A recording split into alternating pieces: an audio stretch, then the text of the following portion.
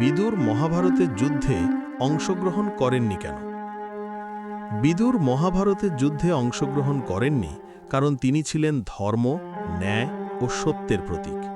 তিনি কৌরব বংশের উপদেষ্টা হলেও দুর্যোধনের অন্যায়, অহংকার ও অধর্মকে কখনো সমর্থন করেননি।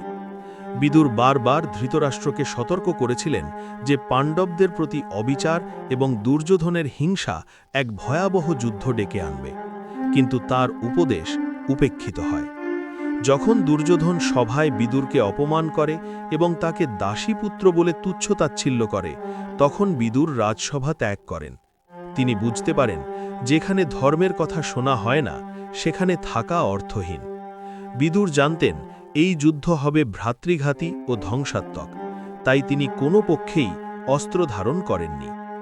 বিদুরের দৃষ্টিতে পাণ্ডবরা ন্যায়ের পথে থাকলেও কৌরবরা ছিল তার আত্মীয়, তাই একদিকে ধর্ম, অন্যদিকে আত্মীয়তা, এই দ্বন্দ্বে তিনি নিরপেক্ষ থাকেন।